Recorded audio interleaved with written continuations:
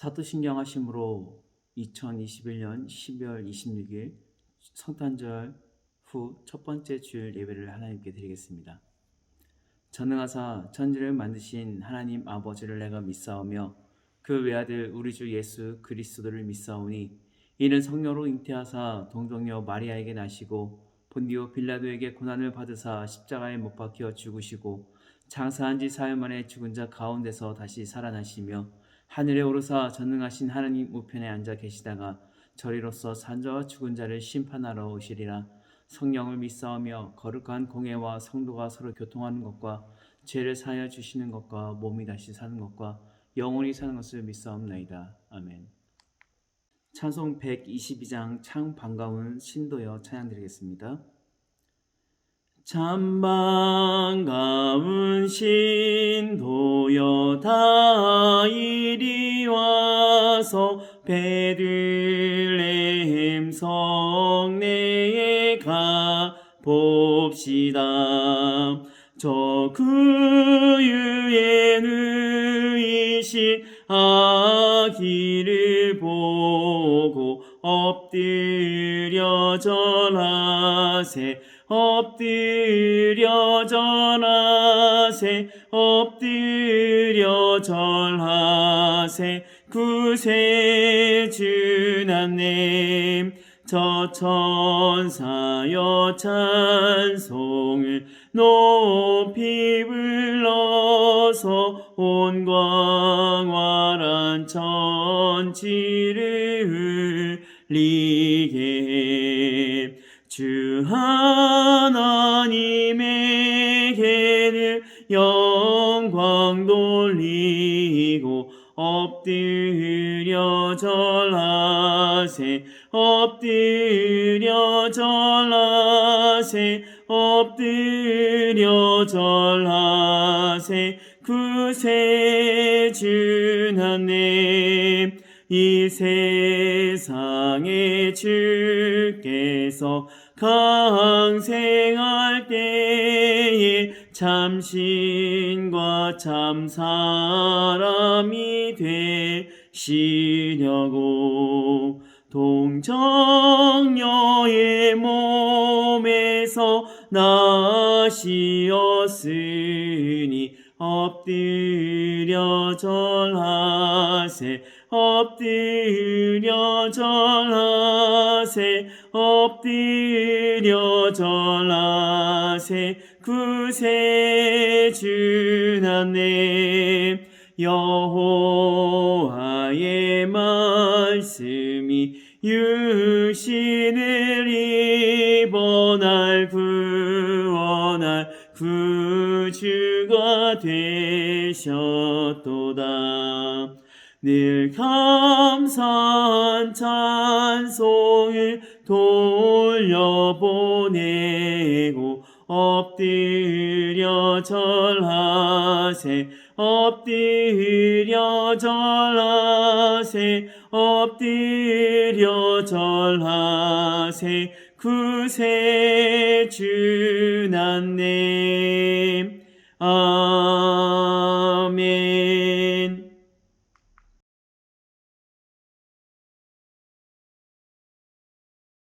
오늘 우리에게 주신 하나님의 말씀은 마태복음 2장 13절에서 21절까지 말씀입니다. 제가 봉독해 드리겠습니다.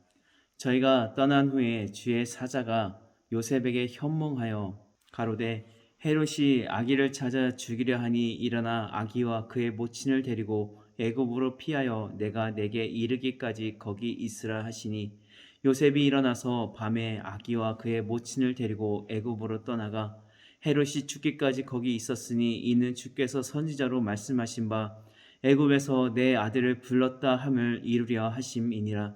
이에 헤롯이 박사들에게 속은 줄을 알고 심히 노하여 사람을 보내어 베들레헴과 그 모든 지경 안에 있는 산의 아이를 박사들에게 자세히 알아본 그때를 표준하여 2살부터 그 아래로 다 죽이니 이에 선지자 예레미야로 말씀하신 바 라마에서 슬퍼하며 크게 통곡하는 소리가 들리니 라헬이 그 자식을 위하여 애곡하는 것이라.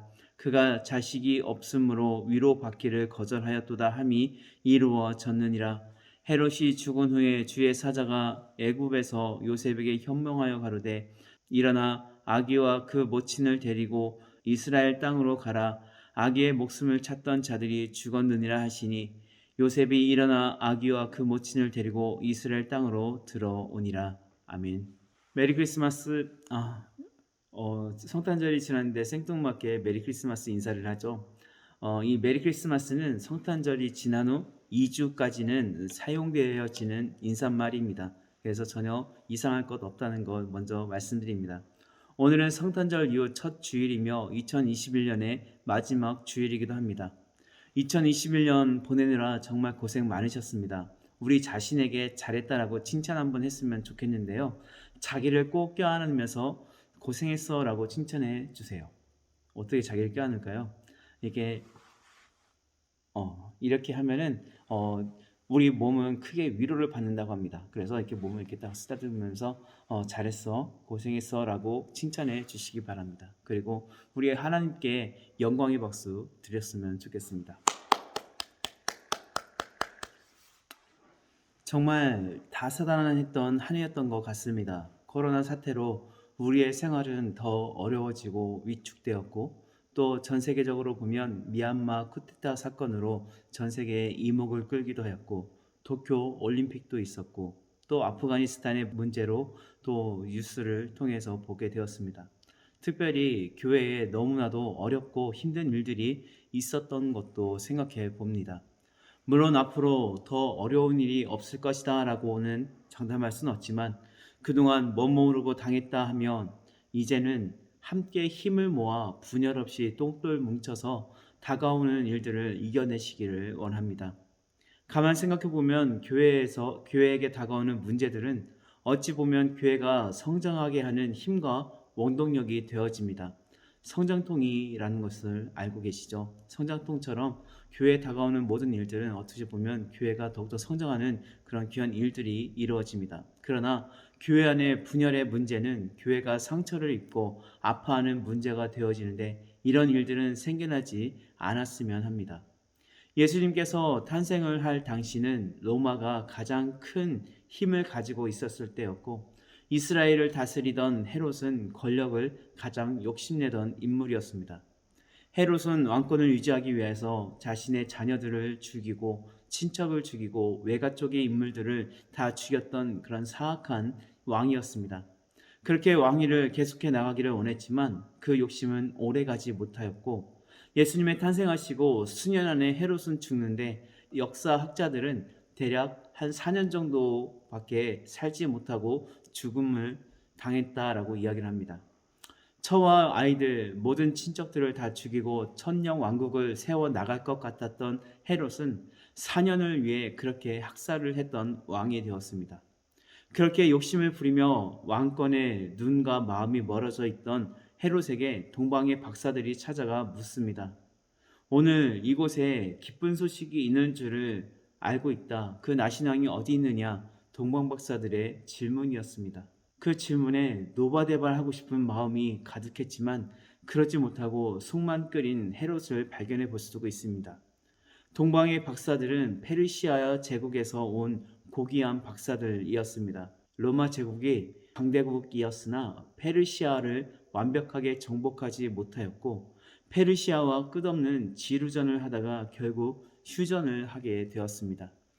그러니 헤롯도 동방의 박사들을 함부로 대할 수 없었고 최대한 정중하게 맞이해 주게 되었습니다. 동방의 박사들을 환송한 헤롯은 군사를 준비하여 나신 예수님을 죽이려 했지만 아무런 소식을 들을 수 없었기에 우리가 알고 있는 끔찍한 일을 벌이게 됩니다. 예루살렘과 또 유다 지역에 있는 2살 아래에 태어난 모든 아이들을 죽이라라는 명령을 내립니다. 예수님의 나심은 하늘엔 영광이었고 땅에는 평화였습니다. 그러나 사람의 욕심으로 인하여 땅에 평화가 아니라 불행이 닥쳐오게 되었습니다. 헤롯이 조금 더 정확하게 예수님을 알았더라면 그런 끔찍한 일은 저지르지 않았을 것인데 그의 무지함으로 인하여 왕이라는 이야기를 듣고 그렇게 끔찍한 일을 벌이게 되었습니다. 이 말씀이 우리의 삶과 너무나도 같다라는 것을 발견해 볼 수가 있습니다. 복음을 받아들이고 우리가 하나님의 자녀임을 알게 되어 죄의 굴레에서 벗어나 참 자유함을 누리게 되지만 이런 일로 인하여 많은 사단의 시험과 유혹을 받게 되어집니다. 그 일은 환난과 같이 다가오며 가족들과의 단절을 겪게 하기도 하며 친구 사이도 멀어지고 사회에서 직장에서 멀어지게 하는 그런 안타까운 일들이 벌어지게 됩니다. 때론 복음을 받아들여 참된 복을 얻게 됨을 기대하지만 기대한 것과는 달리 무거운 짐을 짊어지고 가야 하는 현실에 부딪히게 되어집니다. 왜 이런 일이 벌어지게 되었을까요?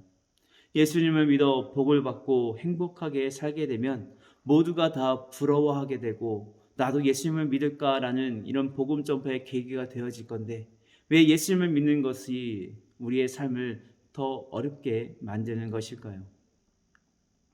그런데 그것은 사실 잘못 알고 있는 사실입니다.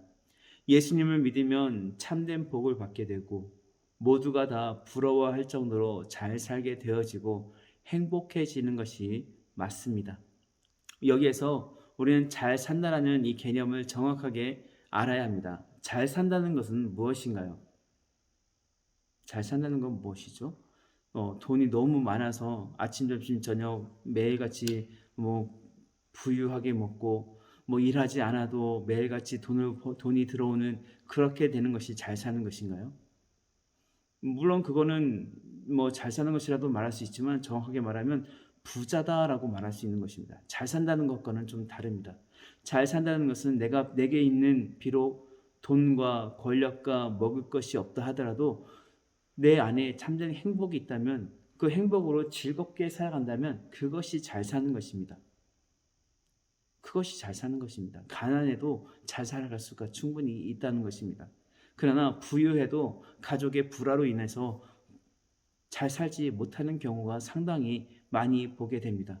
우리 텔레비전에 우리 자녀 가끔씩 이렇게 보면은 뉴스를 보다 보면 부자인 회장님들의 자녀들이 문제를 삼아서 이렇게 추락하는 그런 뉴스들을 많이 보게 되는데 그것은 잘 사는 것이 아닙니다.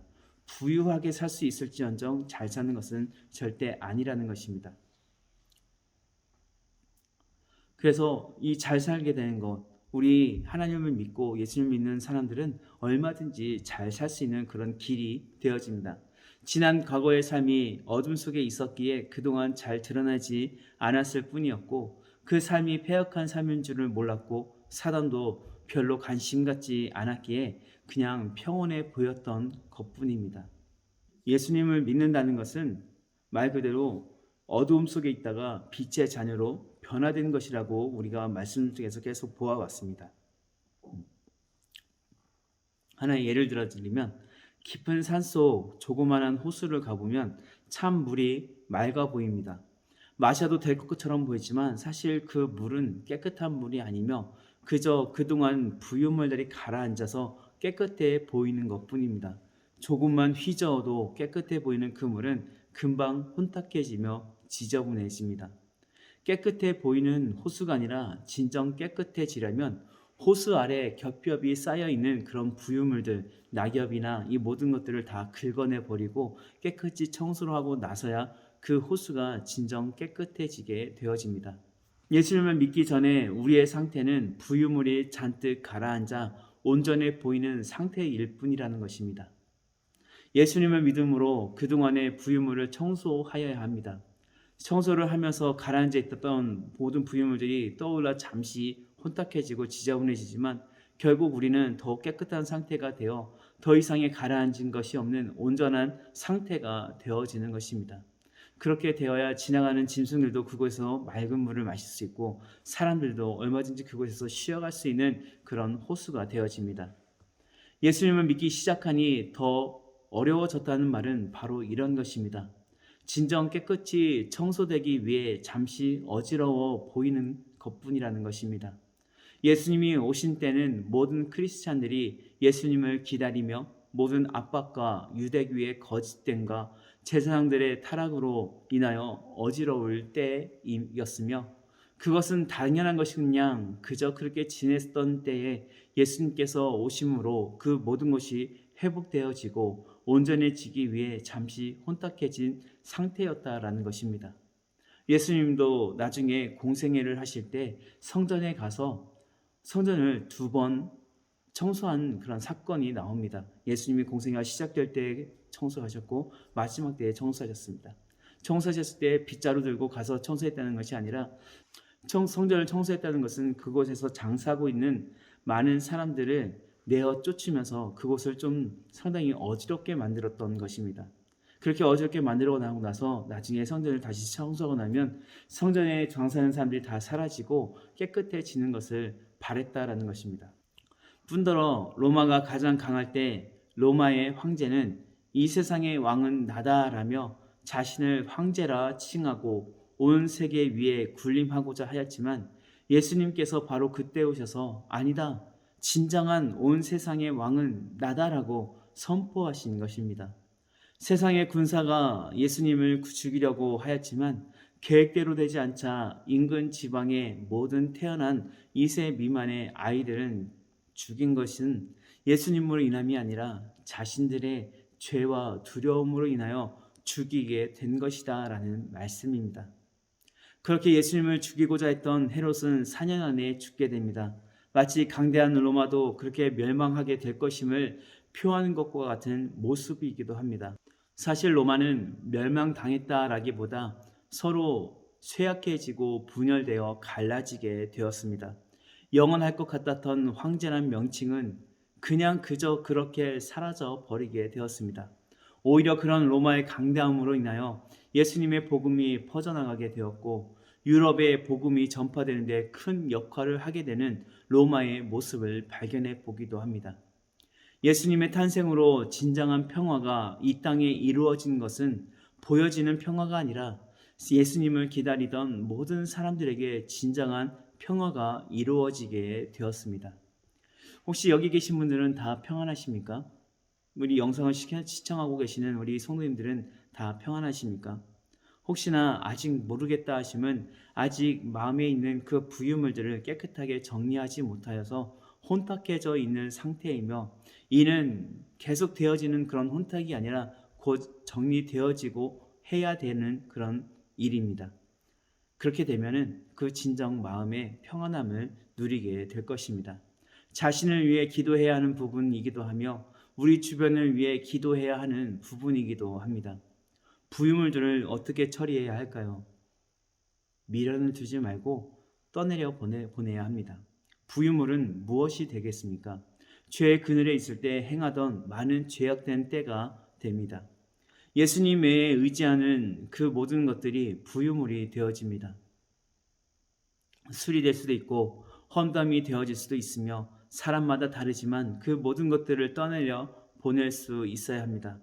아까워서 잠깐 내려놓는다 보면 그것은 자신을 더 혼탁하게 만드는 일이 되어집니다. 이것은 현대를 살아가는 많은 크리스찬들이 저지르는 그런 실수가 되어집니다. 때로는 기도도 부유물이 되어질 수 있는데 잘못된 기도와 바램은 하나님께서 원하시는 것이 아니라 잘못된 부유물이 됩니다. 가끔 보면 주일과 평일이 너무나도 다른 그런 성도들을 발견해 보게 됩니다. 주일에는 누가 봐도 크리스찬이었고 하나님의 자녀지만 평일에는 세상에 둘도 없는 세상의 자녀가 되는 사람입니다. 복음을 전해야 하지만 복음의 초석을 둘 수 없을 정도로 세상살이를 하다가 주일에 나 이제 왔으니 회개하며 나아오는 사람들입니다. 물론 성도의 시작은 그렇게 될 수는 있겠지만 계속해서 그렇게 살아가면 안 됩니다. 술과 담배가 죄의 근원이 되진 않지만 내가 성도가 되었는데 이까지 술 하나 내가 끊을 수 없을까? 술을 의지하며 살아갈 수는 없다. 주님을 의지하며 살아가야 된다라며 술을 끊어낼 수 있는 것이 진정한 신앙이라는 것입니다. 술을 자제할 수 있는 그런 우리 성도의 자세가 되어집니다. 또 담배와 복음은 아무런 연관이 없지만 내가 하나님의 자녀로서 좋은 향기를 뿜어야 하는데 담배의 향기를 뿜을 수 없다며 담배까지 거 아무것도 아니야 라며 변해가는 모습이 우리에게 있어져야 한다는 것입니다. 우리 주변의 길을 다니면서 아무런 나와 상관이 없는 사람이지만 그 사람에게 냄새가 나면은 그 사람을 나도 모르게 피하게 됩니다. 당연한 것입니다. 말 그대로 우리 성도에게는 예수님의 향기가 나야 되는데 예수님의 향기가 나지 않고 담배 냄새만 가득 품는다면 그것은 예수님의 자녀가 되기에는 좀 부족한 부분이기도 합니다. 내가 하나님의 자녀가 되었으니 이 담배 내가 한번 끊어보겠다라는 굳은 의지를 한번 가지는 것이 너무나도 중요합니다. 예수님을 믿기 시작한 때나 십수년이 지난 때나 변함이 없이 똑같다면 그것은 큰 오류가 있다라는 것입니다. 대림절의 초회색이 처음에는 푸른색을 띠다가 하얗게 순백색을 띠는 것처럼 우리의 신앙도 처음에는 잘 몰랐지만 하루하루 한 걸음 두 걸음씩 믿음 생활을 하며 알아갈수록 우리의 삶을 변화시킬 수 있어야 함을 기억하셔야 합니다. 때문에 나의 문제가 무엇인지 정확하게 파악하는 시간을 가져야 합니다. 사실 이것은 고쳐나가는 것이 어려운 것 잘 알고 있습니다. 저도 잘 고쳐지지 않는 습관이 있습니다. 혹시 무엇인지 아신가요? 밥 먹는 속도입니다. 저는 밥 먹는 속도가 상당히 빠릅니다. 그런데 이 밥 먹는 속도를 늦추고자 한 10여 년 전부터 계속해서 저는 밥 먹기 전에 이런 생각을 합니다. 오늘은 천천히 먹어야지. 오늘은 꼭꼭 씹어 먹어야지. 꼭 이렇게 생각하고 식당 이제 자리에 딱 앉으면 그 순간부터 그 내색였던 것들은 다 잊어버리고 그냥 속도전입니다. 팍팍팍팍 맛있다. 남이 하나라도 더 먹기 전에 쑥쑥쑥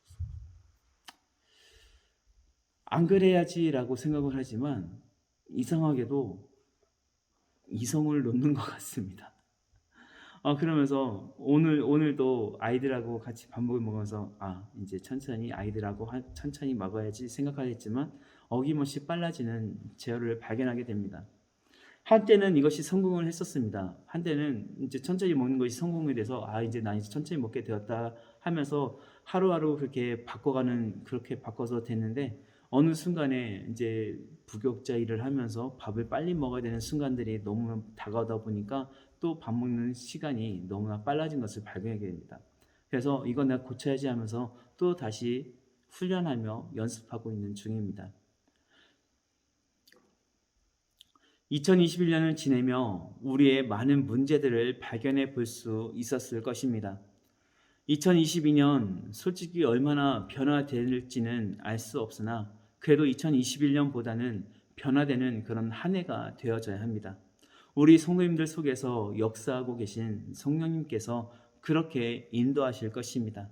또한 이제 저도 함께 이 일에 동참하게 되었으니 저도 이 교회에 많은 변화를 가져오게 될 것 같습니다.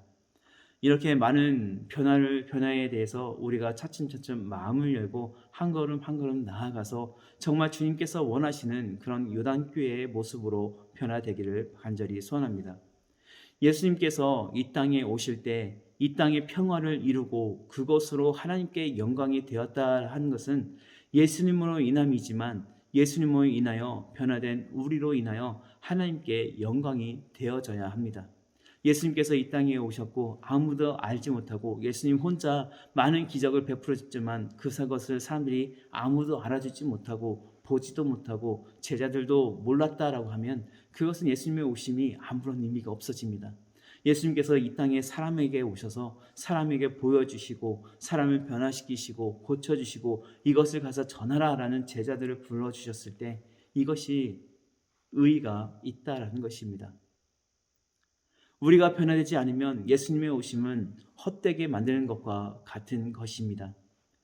예수님을 믿으면 복을 얻지만 그 복이 무엇인지를 잘 생각해 보셔야 합니다. 하나님은 재물을 주시지만 재물의 신은 아니십니다. 하나님은 건강을 주시지만 건강의 신만은 아니십니다. 하나님은 모든 만물 위에 하나님이시며 재물, 건강, 그것보다 우리 성도님들을 더 사랑해 주시는 사랑의 하나님이십니다. 하나님께서 우리를 사랑해 주시는데 내가 건강이 안 좋으면 건강을 달라라고 말하지 않으셔도 하나님께서는 너가 건강이 부족하구나 하고서 건강을 채워주시는 것입니다. 하나님께서 나를 너무 사랑하시는데 내가 굶주리고 궁핍해 있으면 하나님께서 그 궁핍함을 채워주신다라는 그런 말씀입니다. 재물 때문에 하나님을 힘들게 하지 마시고 건강 때문에 하나님을 힘들게 하지 않는 그런 성도님들 되시기를 소원합니다. 하나님은 우리 성도님들을 세상 그 무엇보다 더 사랑하여 주십니다. 죄를 지었다고 내치는 것이 아니라 죄를 지었으면 그 죄를 뉘우치기를 원하고 계십니다. 그 하나님께서 우리를 위하여 예수님을 보내주셨고 우리는 그 예수님을 기념하며 이렇게 성탄절 첫 주일을 지내고 있습니다. 이제 성탄절이 지냈으니 끝이다가 아니라 언제나 그 마음을 간직하고 한 걸음 한 걸음 예수님의 성장한 분량까지 나아가는 우리 요단교회가 되어져야 합니다. 매년 우리는 성탄절날 오신 예수님을 또 아기 예수님을 축하하며 이 생일 잔치와 같이 이렇게 모든 성탄절 프로그램을 진행합니다. 예수님께서 이렇게 성장해 나가시면서 더욱더 지혜로워지시고 하나님의 영이 충만하신 것처럼 우리에게도 그런 모습이 있어져야 합니다. 제가 요단교회 담임 목사가 되었습니다. 아직 취임식은 하지 않았지만 이제 담임 목사가 되었습니다. 되었다고 해서 저에게 많은 기대가 혹시라도 있을 줄 압니다. 하지만 저에게는 아무 능력이 없습니다. 너무 여러 번 얘기하던가요? 저에게는 아무 능력이 없습니다. 단지 저는 제가 아니라 제 안에 계신 지혜를 주신 하나님의 그 능력을 바라보며 이 자리에 서 있습니다. 그것이 아니라면 저는 감히 이 자리에 서 있을 수가 없습니다. 이 자리에 이렇게 말씀을 전할 수도 없습니다. 하나님께서 함께하여 주시고 지혜 주시고 모든 것들을 허락해 주시기 때문에 그 힘으로 우리 성도님들과 한 걸음 한 걸음 더 나가기를 원합니다. 하나님께서 너무 많은 것을 한꺼번에 주시진 않았습니다. 하지만 그 모든 것들을 헤쳐나갈 수 있는 기도와 또 지혜와 사랑을 우리에게 허락해 주셨으니 우리 그것을 가지고 우리가 서로 협력하여 한 걸음 나갈 때 하나님께서 지혜를 주시고 더 많은 성장을 우리에게 허락해 주실 것입니다. 이제는 과거의 모든 것들을 다 끊어내고 이제 하나님의 사랑으로 한 걸음 한 걸음 더 승리하며 나아가는 우리 요단교회 되기를 주님의 이름으로 간절히 소원합니다. 기도하겠습니다. 하나님 감사합니다. 이 시간 저희를 사랑하여 주시고 이렇게 성탄절 후 첫 번째 주일을 지내게 하심에 감사를 드립니다. 비록 코로나로 인하여 우리가 함께 모여 예배를 드릴 수 없지만 이 영상으로 하여 우리가 함께 예배를 드리고 있사오니 아버지 이 예배를 받아주시고 아버지 이 코로나가 속히 사라져서 우리 함께 모여 서로 얼굴 맞대고 또 함께 기도하며 나아가는 우리들이 이 요단교회가 되게 하여 주시옵소서. 하나님 오늘 이 성탄절 첫 번째 주일을 맞이하며 우리 이전의 모든 삶들은 끊어내고자 라는 그런 말씀을 듣게 되었습니다. 예수님의 오심으로 이 땅에 평화가 왔지만 많은 사람들에게는 이것으로 인하여 오히려 불안이 싹트고 두려움이 생겨났다는 것을 보게 되었습니다. 하나님 우리를 사용하여 주셔서 그들에게 예수님의 참 평안이 무엇인지 예수님께서 주시는 참 평화가 무엇인지를 알아가게 하여 주시옵소서. 하나님 그들에게 복음을 전할 수 있는 지혜를 주시고 그들을 사랑할 수 있는 사랑을 우리에게 허락하여 주셔서 주님께 영광 돌릴 수 있는 우리들의 삶이 되게 하여 주시옵소서. 예수님 이름으로 기도합니다. 아멘. 함께 찬양 드리겠습니다. 찬송가 126장 천사 찬송하기를 우리 함께 찬양하고 주기도문으로 예배 마치겠습니다. 천사 찬송하기를 거룩하신 구주께 영광 돌려 보내세 구주 오늘 나셨네. 크고 작은 나라들 기뻐 화답하여라.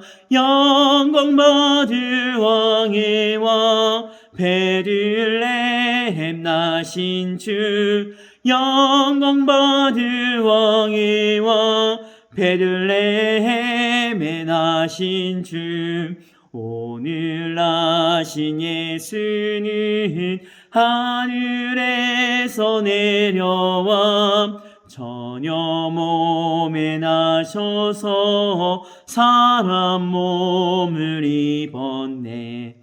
세상 모든 사람들 영원하신 주님께 영광 돌려보내며 높이 찬양하여라. 영광 돌려보내며 높이 찬양하여라. 의로우신 예수는 평화의 왕이시고 세상 빛이 되시며 우리 생명 되시네. 죄인들을 불러서 거듭나게 하시고 영생하게 하시니 왕께 찬양하여라. 영생하게 하시니 왕께 찬양하여라. 아멘. 광고 잠시 드리겠습니다. 우리 다음 주, 그러니까 1월 첫 주는 우리 공동의회로 드리겠습니다. 잠시 광고 있겠습니다.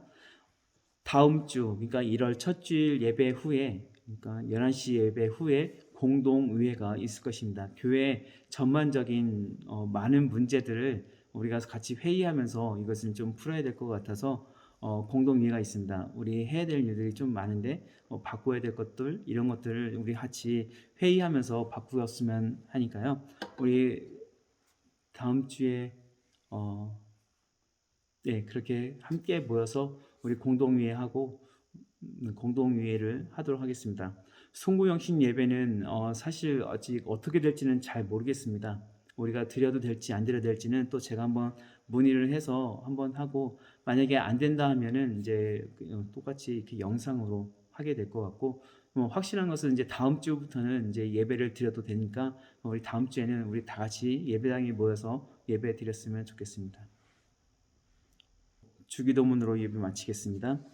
하늘에 계신 우리 아버지여, 이름이 거룩히 여김을 받으시오며 나라의 마옵시며 뜻이 하늘에서 이룬 것 같이 땅에서도 이루어지이다. 오늘날 우리에게 일용할 양식을 주옵시고 우리가 우리에게 죄 지은 자를 사하여 준 것 같이 우리 죄를 사하여 주옵시고 우리를 시험에 들게 하지 마옵시고 다만 악에서 구하옵소서. 대개 나라와 권세와 영광이 아버지께 영원히 있사옵나이다. 아멘.